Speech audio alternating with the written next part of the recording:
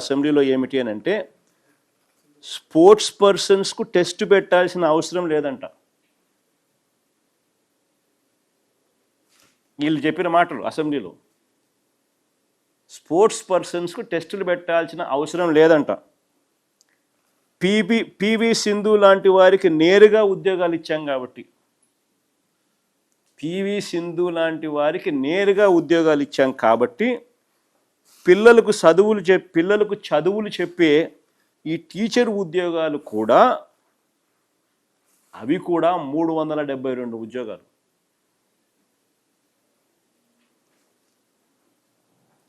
అలాగే సింధులాగానే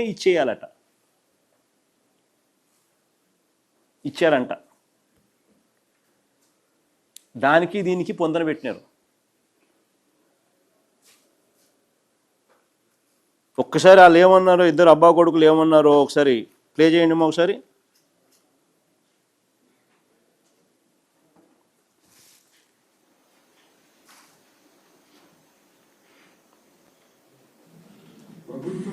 ప్రభుత్వ ఉద్యోగం ఇచ్చిన ఘనత ప్రజాప్రభుత్వం అధ్యక్ష. ఇంకా కొన్ని సంవత్సరాల ఆమె ఐఏఎస్ అధికారి కాబోతుంది అధ్యక్ష. కన్ఫర్డ్ ఐఏఎస్ కి షీల్ బికమ్ ఎలిజిబుల్. అంటే స్పోర్ట్స్ పర్సన్ కి మీరు చూడండి, పివి సింధు గారికి ప్రభుత్వ ఉద్యోగం ఇచ్చిన ఘనత ప్రజాప్రభుత్వం అధ్యక్ష. ఇంకా కొన్ని సంవత్సరాల మీరు చూడండి, పివి ప్రభుత్వ ఉద్యోగం ఇచ్చిన ఘనత ప్రజాప్రభుత్వం అధ్యక్ష. ఇంకా కొన్ని సంవత్సరాల ఆమె ఐఏఎస్ అధికారి కాబోతుంది అధ్యక్ష. కన్ఫర్డ్ ఐఏఎస్ కి షీల్ బికమ్ ఎలిజిబుల్. అంటే స్పోర్ట్స్ పర్సన్ కి టెస్ట్ పెట్టాలని లేదు అధ్యక్ష. The idea is to promote sports. Quota ద్వారా వాళ్ళకి ఇవ్వాలని చాలా స్పష్టంగా ఉంది అధ్యక్ష.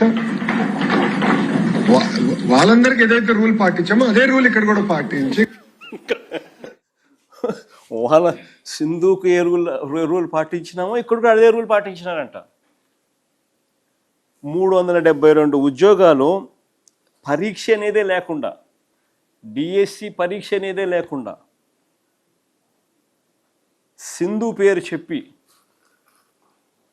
పివి సింధుకు డిఎస్సిలో స్పోర్ట్స్ కోటాలో నింపిన 372 ఉద్యోగాలకు మధ్య పోలిక తీసుకొచ్చినారు. ఇది కేవలం అబ్బా కొడుకులకు మాత్రమే ఇది సాధ్యం.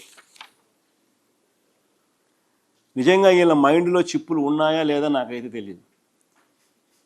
ఎందుకంటే ఎన్ని చదువులు చెప్పే ఉద్యోగాలు, వీళ్ళంతా పిల్లలకు చదువులు చెప్పి ఈ 372 మంది పోయి పిల్లలకు చదువులు చెప్పాలి. మైండ్లో ఏదైనా చిప్పు ఎవడన్నా ఉన్నోడు ఎవడన్నా కానీ నిజంగా ఇట్లాంటి నిర్ణయాలు ఎవడన్నా తీసుకోగలుగుతాడో లేదో నాకైతే తెలియదు.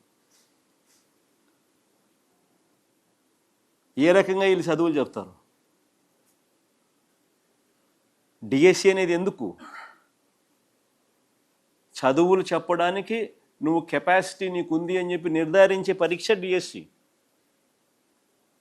అది పాస్ అయిన తర్వాత నువ్వు స్పోర్ట్స్ కోటా అన్నా ఇవ్వు, ఇంకోటన్నా ఇవ్వు, అది వేరే విషయం. అసలు పరీక్ష లేకుండా డిఎస్సిని రాయాల్సిన అవసరమే లేకుండానే బుద్ధునుడు ఎవడని ఇస్తాడా 372 ఉద్యోగాలు?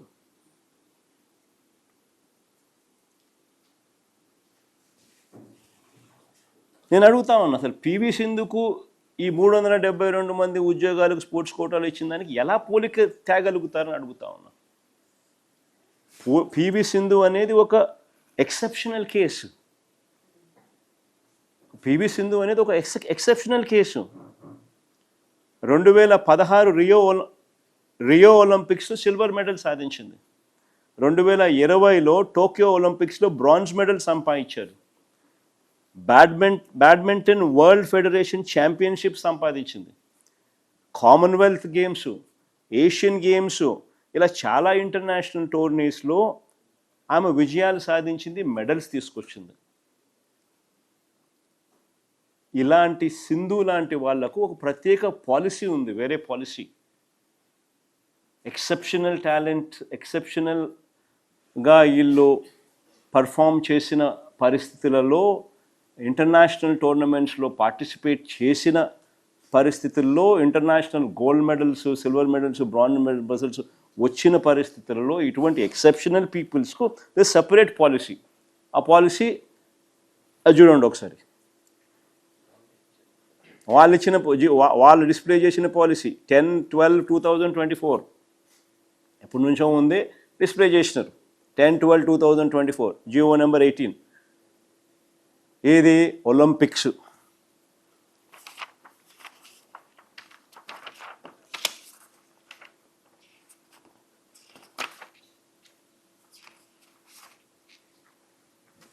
Olympics, para Olympics, Asian games, Asian para games,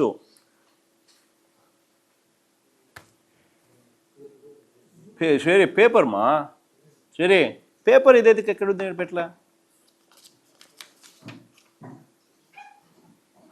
4 years World Cup championship, ఇంకా Commonwealth games, Commonwealth para games, World Cup championship, 4 years Asian championship, national games, సాప్ కోచెస్. అంటే ఇలాంటి గేమ్స్కు, ఇలాంటి ఎక్సెప్షనల్ టాలెంట్స్కు పాలసీ ఉంది. వీళ్ళకు ఈ రిక్రూట్మెంట్కు పోలిక తీసుకొస్తాడు చంద్రబాబు నాయుడు. నేను అడుగుతా ఉన్నా, ఇదే చంద్రబాబు నాయుడిని, ఇదే చంద్రబాబు నాయుడు అబ్బా కొడుకుని ఇద్దరిని అడుగుతా ఉన్నా.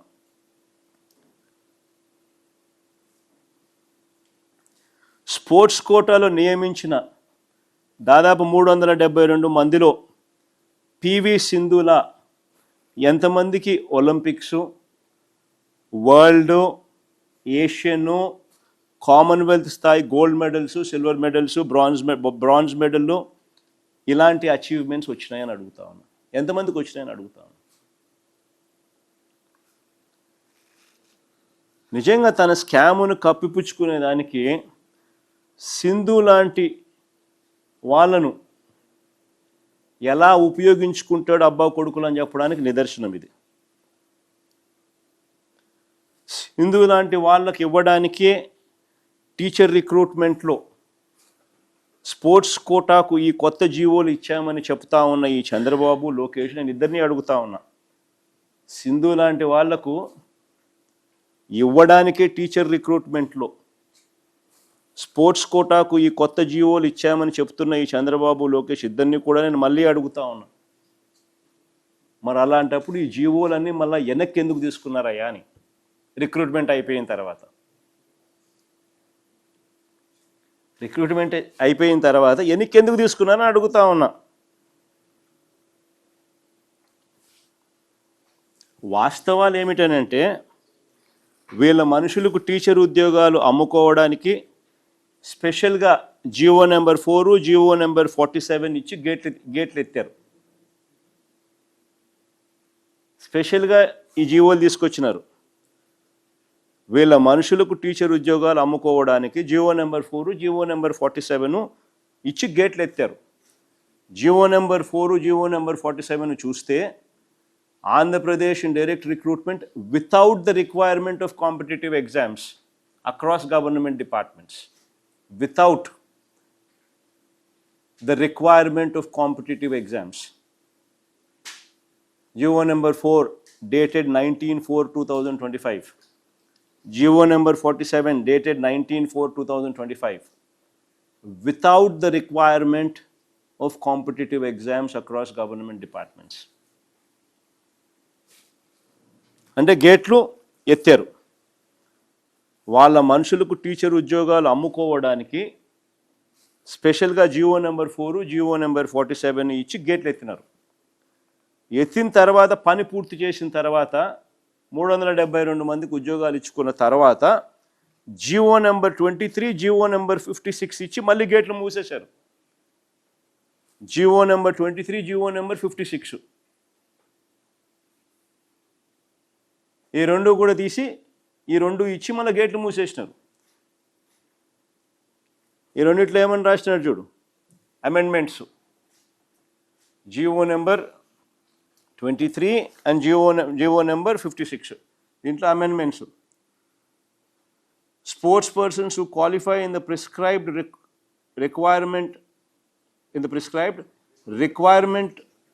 recruitment examinations conducted by the recruiting agencies who qualify అని మళ్ళీ తీసుకొచ్చినారు. ఇంతకుముందు ఎగ్జామ్స్తో సంబంధం లేదన్నారు, ఇప్పుడు మళ్ళీ క్వాలిఫై అయితేనే అని మళ్ళీ తీసుకొచ్చి మార్పులు చేసినారు. Amendment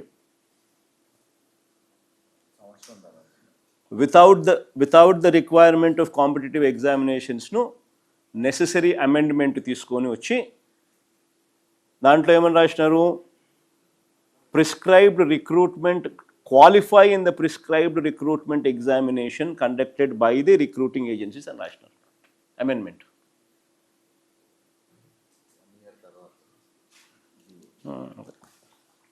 Confusion. అని మళ్ళీ గేట్లు మూసేసినారు. నేను అడుగుతా ఉన్నా, ఒకవైపు సింధు పేరు చెప్పి మరోవైపు వీళ్ళ అబద్ధాలు ఏ స్థాయిలో ఉన్నాయి అని అంటే ఇది వెరీ ఇంపార్టెంట్.